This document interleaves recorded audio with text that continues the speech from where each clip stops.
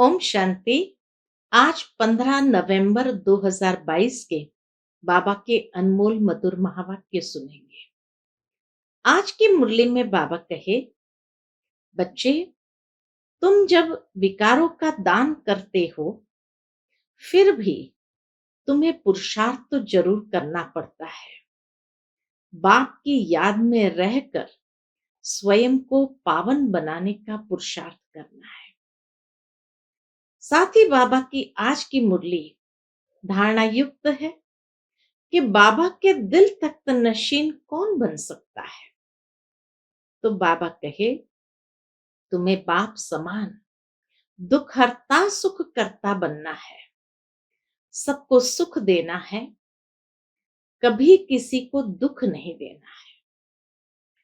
दूसरी बात बाबा ने विशेष कही कि बच्चे, तुम्हें अपने टाइम को सफल करना है, टाइम वेस्ट नहीं करना है।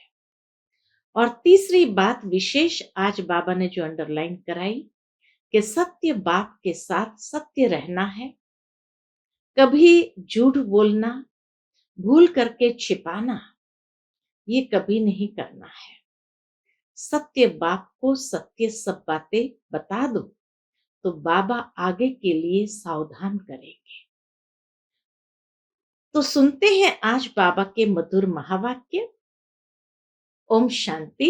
मीठे बच्चे, विकारों को दान देने के बाद भी याद में रहने का पुरुषार्थ जरूर करना है।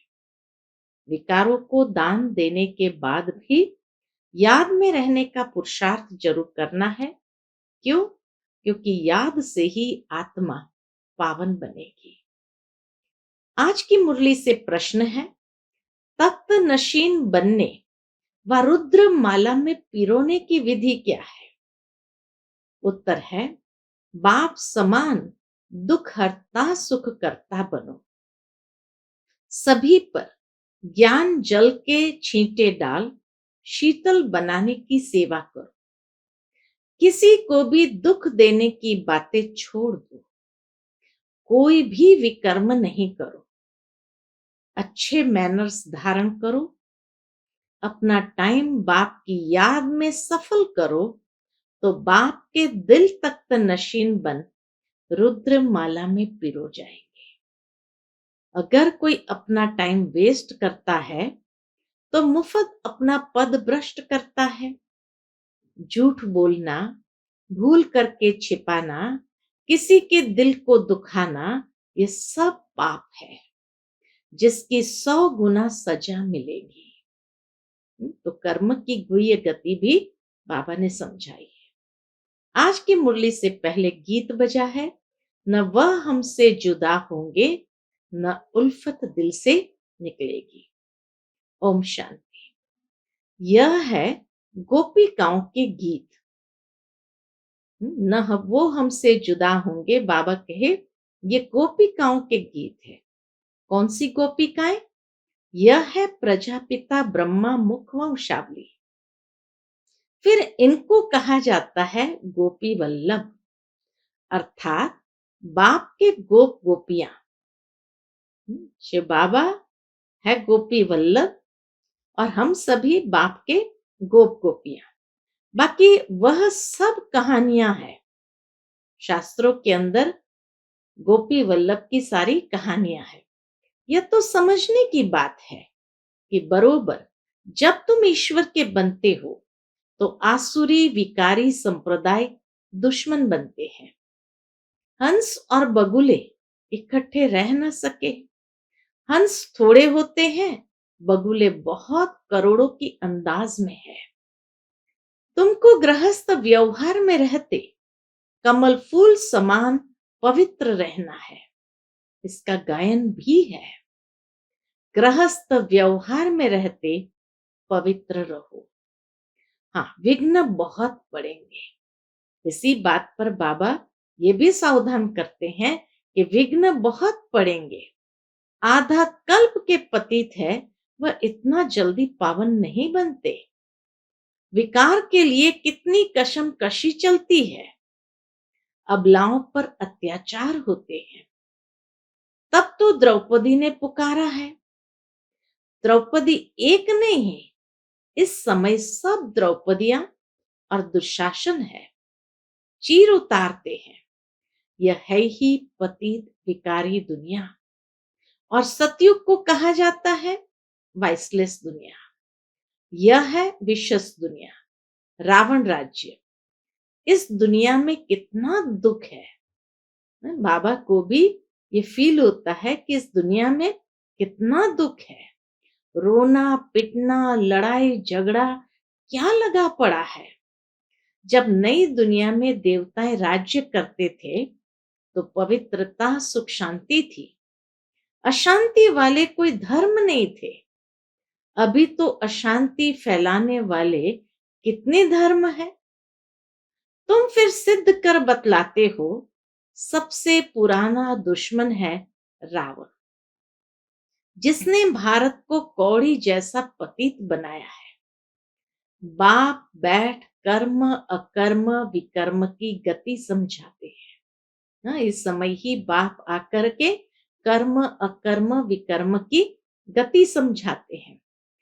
रावण राज्य में कोई कितना भी दान पुण्य करे, यज्ञ जब तब करे, तो भी नीचे उतरना ही है। जिसको दान करते हैं वह भी विकारी पापात्मा है। विकर्म करते करते अब सिर पर बहुत बोझा है। तुम्हारी आत्मा जो सतो प्रधान थी सो अब तमो प्रधान बन पड़ी है। यह सब बाप समझाते हैं। कल्प पहले मुआफिक बाप ही आकर कल्प कल्प हमको देवता बनाते हैं। सहज राज योग और ज्ञान सुनाते हैं।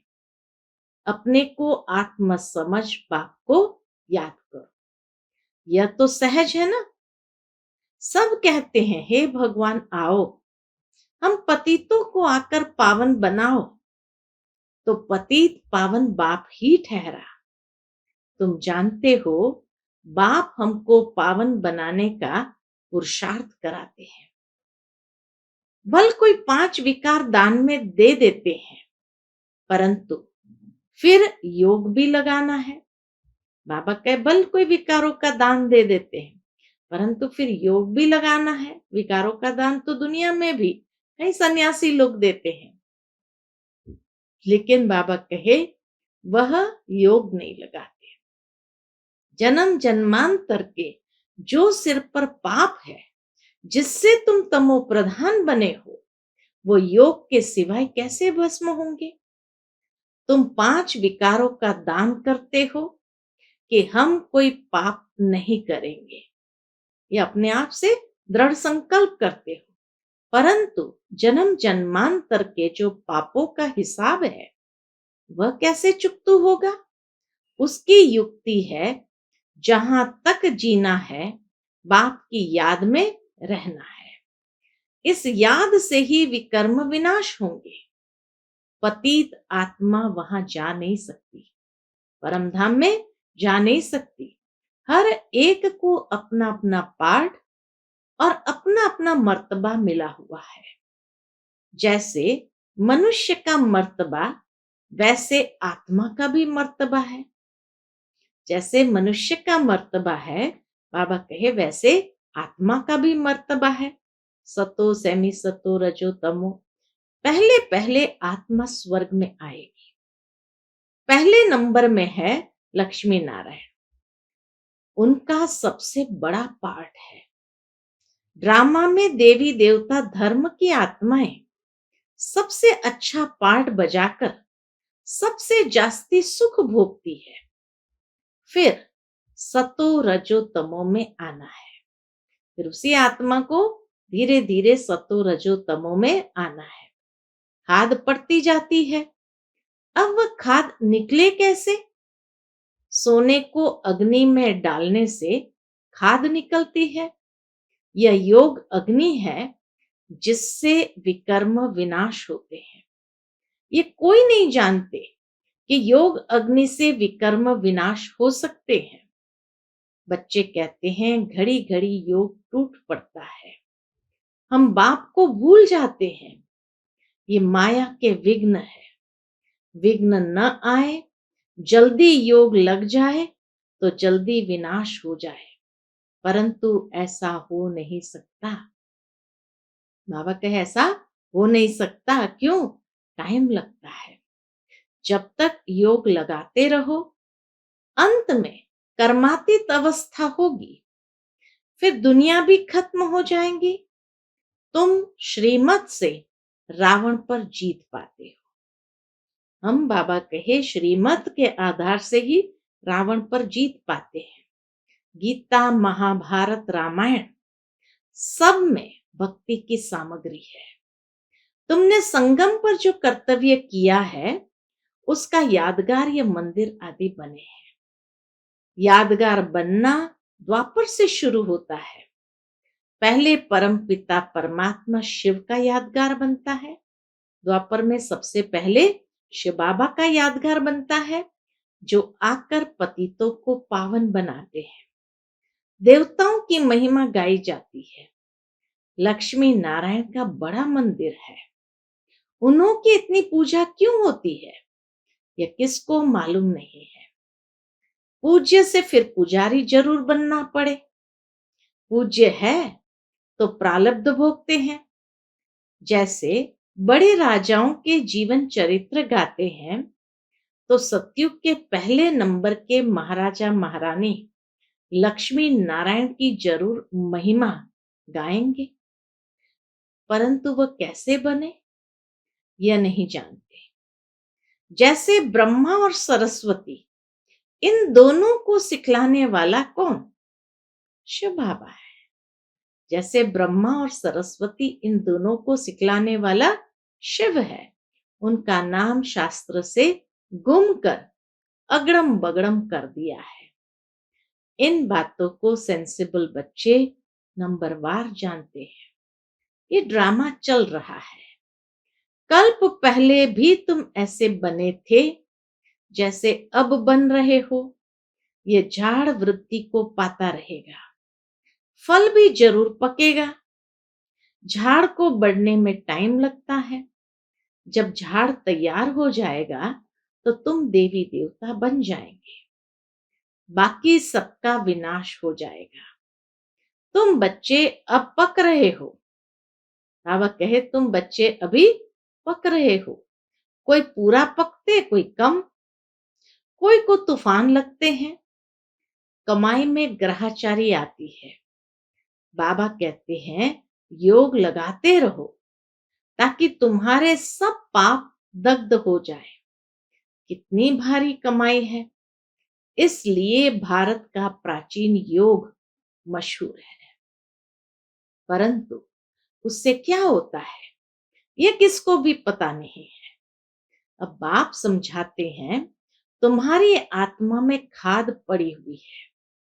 आपे ही पूज्य और आपे ही पुजारी मनुष्य की आत्मा बनती है। भगवान तो बन नहीं सकता। भगवान कोई पूज्य पुजारी अवस्था से पास नहीं हो सकते।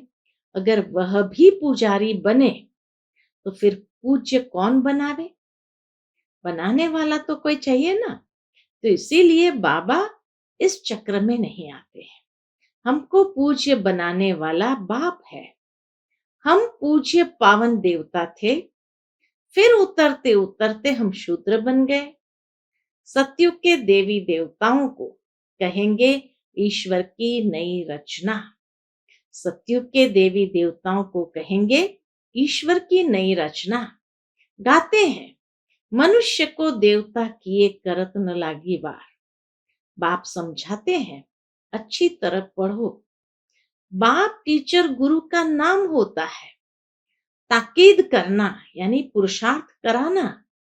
बच्चे टाइम वेस्ट मत करो। बाप टीचर गुरु का काम है सबको ताकीद करना यानी पुरुषार्थ कराना। और क्या कहते हैं बाप टीचर गुरु? बच्चे टाइम वेस्ट मत करो, मुफ्त पद भ्रष्ट हो जाएगा, फिर बहुत पछताएंगे। कहेंगे कल्प कल्प हमारी ऐसी अवस्था होगी, फिर कुछ कर नहीं सकेंगे। साक्षात्कार हो जाएगा, पक्का निश्चय हो जाएगा कि कल्प कल्प ऐसे दुर्गति को पाऊंगा।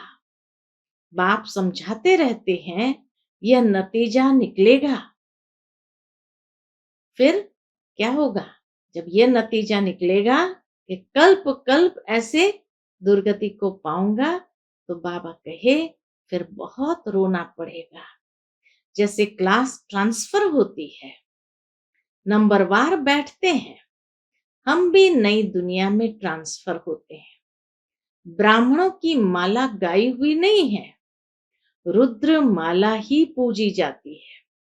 परंतु यह किसको पता नहीं है कि माला क्या है। ऊपर में मेरु दिखाते हैं, मेरु विष्णु है, ऊपर में फूल शिव बाबा है, फिर है माला। अब तुम ब्राह्मण पुरुषार्थ कर रहे हो, फिर रुद्र माला में पिरोना है। इसलिए पुरुषार्थ ऐसा करो जो तख्त नशीन बनो। किसको दुख देने की बातें छोड़ दो। बाबा कहे तुम्हारे मन में संकल्प भी नहीं आना चाहिए किसको दुख दे। बाप दुख हरता सुख करता है।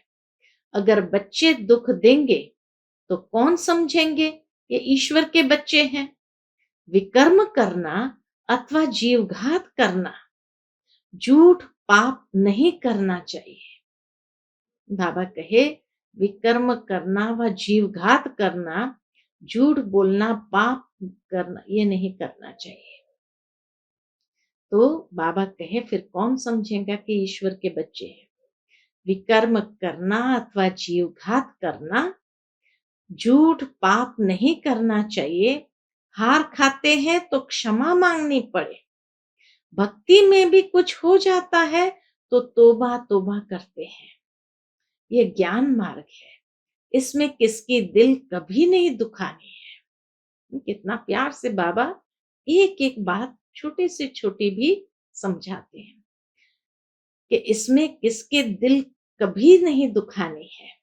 ज्ञान का छींटा तो शीतल करने वाला है। यहाँ तुम बच्चे आए हो इसलिए, पढ़ने के लिए।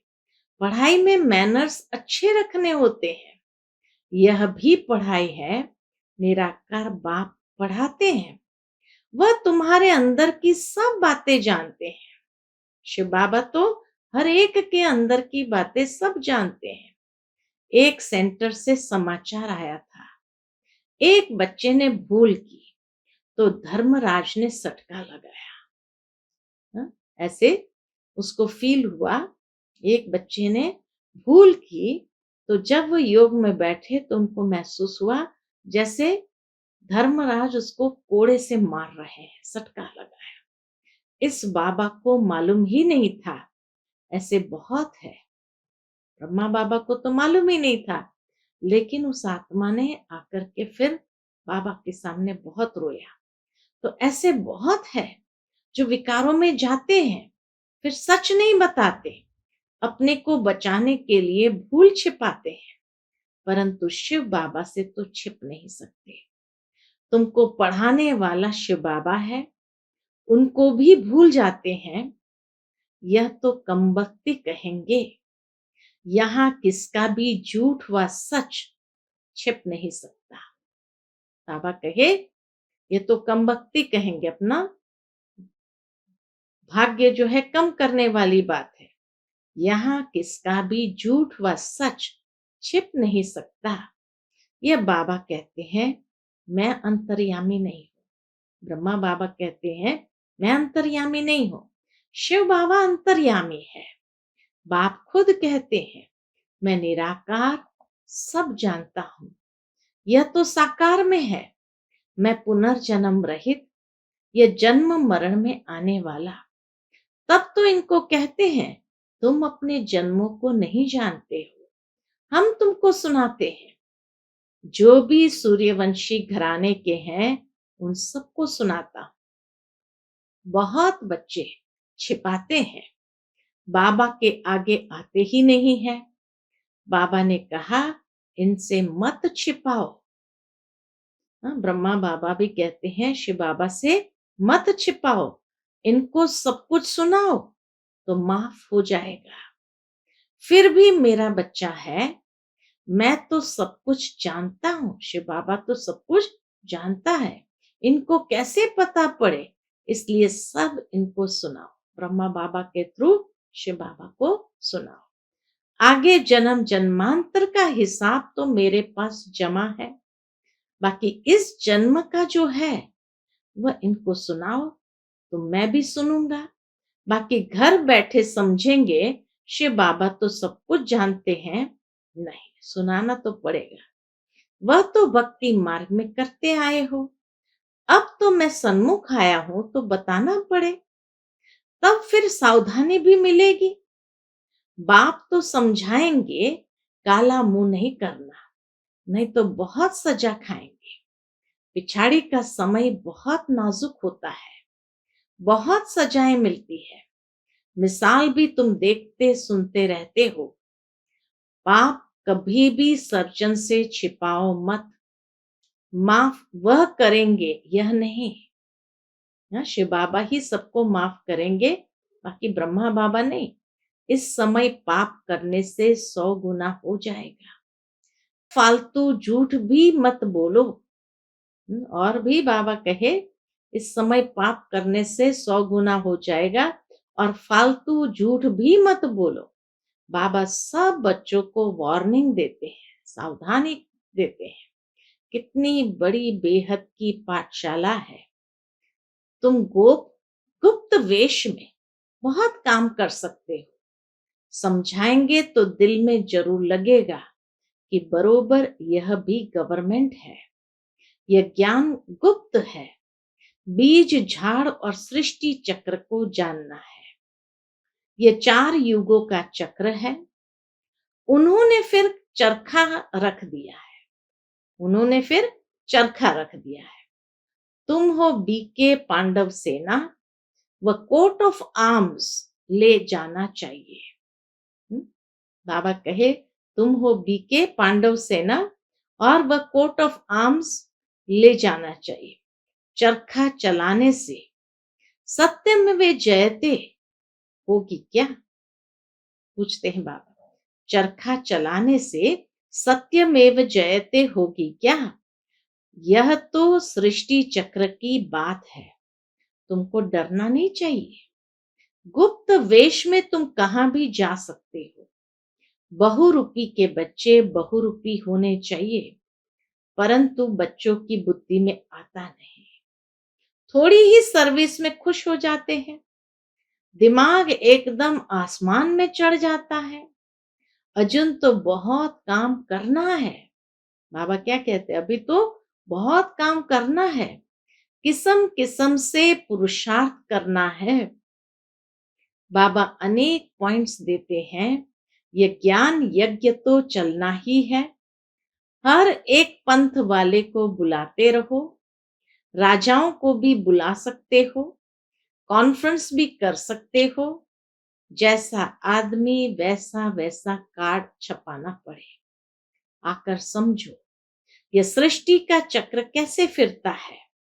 आओ तो हम आपको परमपिता परमात्मा की ओर 5000 वर्ष की जीवन कहानी सुनाए। बाबा कहे उनको है कि आओ तो हम आपको परमपिता परमात्मा की और 5000 वर्ष की जीवन कहानी सुनाए। वंडर है ना। अच्छा, मीठे मीठे सिकिलते बच्चों प्रति माता पिता बाप दादा का याद प्यार और गुड मॉर्निंग। रूहानी बाप की रूहानी बच्चों को नमस्ते। हम सब रूहानी बच्चों की रूहानी माता पिता बाप दादा को याद प्यार, गुड मॉर्निंग और नमस्ते। नमस्ते, शुक्रिया बाबा, शुक्रिया। आज की मुरली से धारणा के लिए मुख्य सार है। पहली पॉइंट, पावन बनने के लिए जब तक जीना है माया के विघ्नों की परवाह नहीं करनी है। दूसरी पॉइंट, सभी पर ज्ञान के छींटे डाल शीतल बनाने की सेवा करनी है। किसी की दिल को कभी भी दुखाना नहीं है। बाप समान दुखहर्ता सुख करता बनना है। आज का बाप दादा का मधुर वरदान हम बच्चों के प्रति है। स्वमान में स्थित रहे देह भान को समाप्त करने वाले अकाल तख्त नशीन अकाल मूरत भव। स्वमान में स्थित रह देह भान को समाप्त करने वाले अकाल तख्त नशीन अकाल मूरत भव। संगम युग पर बाप द्वारा अनेक स्वमान प्राप्त है। रोज एक नया स्वमान स्मृति में रखो तो स्वमान के आगे देह भान ऐसे भाग जाएगा जैसे रोशनी के आगे अंधकार भाग जाता है। न समय लगता न मेहनत लगती। आपके पास डायरेक्ट परमात्मा लाइट का कनेक्शन है। सिर्फ क्या करना है? सिर्फ स्मृति का स्विच डायरेक्ट लाइन से ऑन करो तो इतनी लाइट आ जाएगी जो स्वयं तो लाइट में होंगे लेकिन औरों के लिए भी लाइट हाउस बन जाएंगे। जो ऐसे स्वमान में रहते हैं उन्हें ही अकाल तख्त नशीन अकाल मूरत कहा जाता है। आज का स्लोगन है, अपनी स्थिति ऊंची बनाओ तो परिस्थितियां छोटी हो जाएगी। अपनी स्थिति ऊंची बनाओ तो परिस्थितियां छोटी हो जाएगी। शांति। ओम शांति।